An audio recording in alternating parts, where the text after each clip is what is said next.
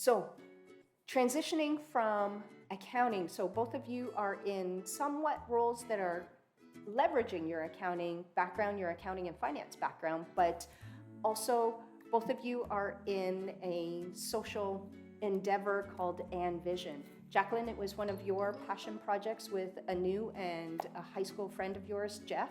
And Jasper, you just joined recently, I know, to Vision. So I'd love to hear your stories in terms of how you transitioned from your A&F background to passion project of Vision.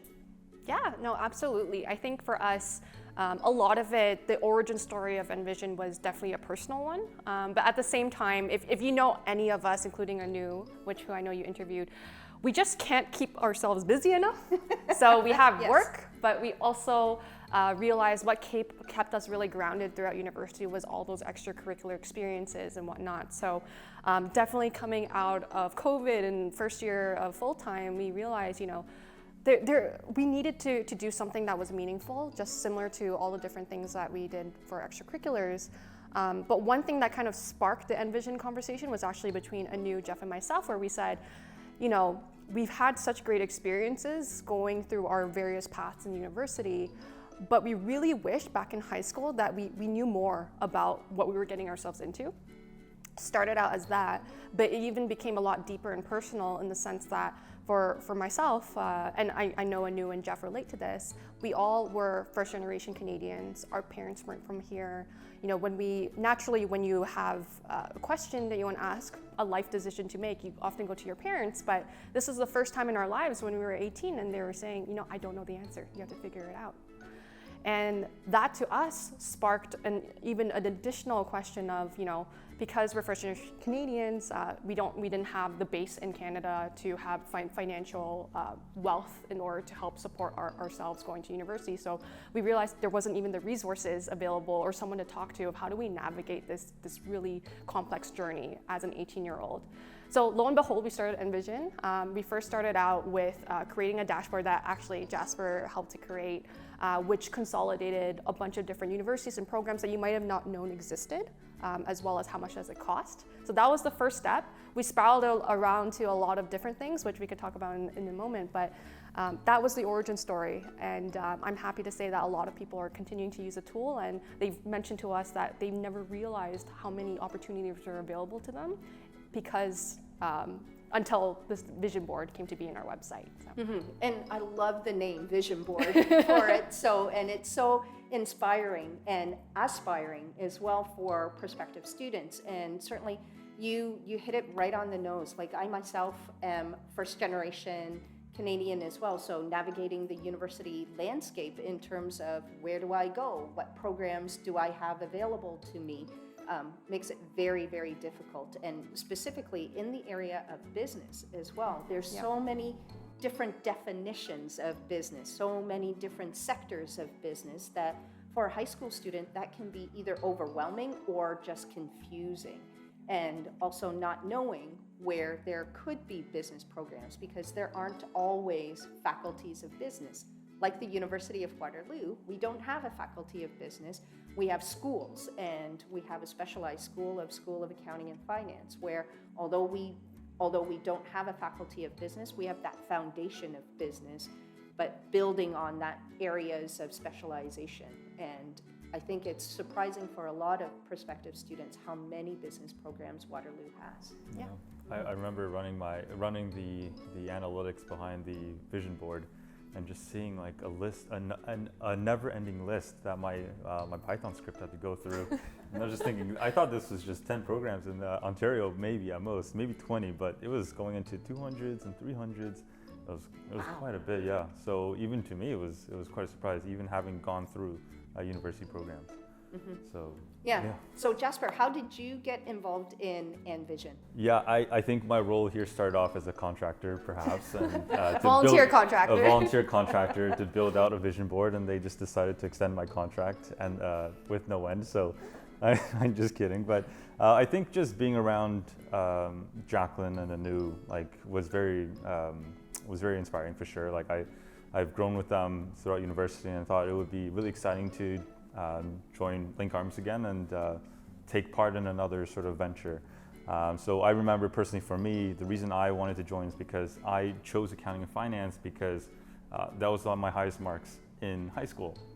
And as a high school student, that's a pretty good basis for choosing a program. You know, if I'm bad at biology, perhaps I shouldn't go, you know, into that as a career. Accounting, I remember getting really good marks. So I was thinking, I'm really good at this debit credit stuff, so I should get into it.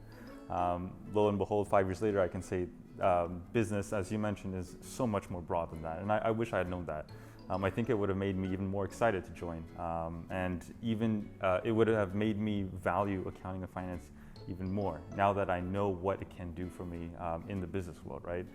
Because coming in as a high school student, accounting is just just ledgers and just some basic math.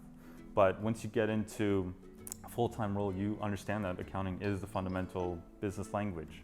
And once you understand that, then you realize how important it is to, you know, understand the different kinds of accounting rules or understand why finance matters in the general business world as well. So that's why I got involved, and so far so good.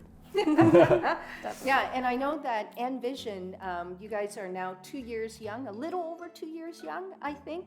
And there's been lots of things happening. So I don't want to give too much away, but I want to open the floor up for both of you to talk a little bit about some of the things that are coming up for Vision. Yeah, no, we're very, very excited, and you might have gotten a sneak peek for last week's interview, but we're excited to launch a program in the fall in partnership with a big national partner, as well as an organization that's very near and dear to a new Jeff and myself's heart, which is Key Club in Kiwanis.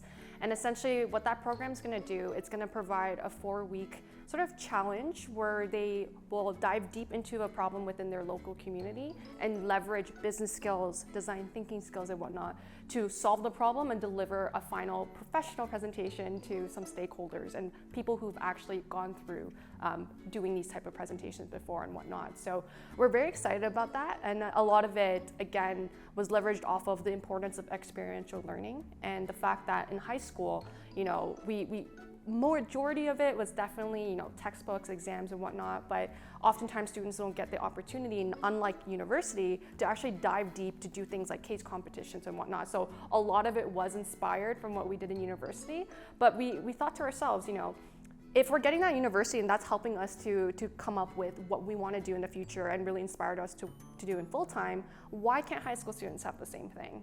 So we're very excited to launch that, number one. But number two, what's also very exciting to us, if you take a look at our website, actually one of our vision statements is to eliminate borders to accessing information. Some borders, definitely through our program, will help to eliminate that. But another border that we want to eliminate is actually financial borders. A lot of people decide to not pursue additional education simply because they can't afford it. So we're actually launching a scholarship in the fall. I'm not going to reveal too much about the name of it or exactly what it is, but what I can reveal is the fact that it's going to be targeted exactly towards the students who need it financially, but also with a specific focus of students who are community leaders. It's going to be a scholarship that is not grades oriented or extracurricular oriented, because we do understand that that could be a border to some students. You know, maybe they have family commitments, so that's why they couldn't focus on school. That's why they couldn't do extracurriculars. But instead, what's going to focus on is how can you use part of that money to plan an event or do something within your community or sponsor a charity, and how can you tell that story of how do you plan all of that? So kind of putting themselves in the shoes of being a leader, even during the application stage, and then hopefully we're able to make some people happy and enable them to get to that next step in their education. That's so exciting to hear, because yes, absolutely, as time goes by, like, tuition is not getting any cheaper, and we're starting to see a gap and an increasing gap of have and have-nots, and it would be highly unfortunate for us to not provide those opportunities to those that can really aspire and make change but can't afford it. Yeah, definitely. Yeah, so exceedingly exciting. So great to hear about what's happening and what's coming down the pipes for Vision. So looking forward to that. So are we. We're going to be busy.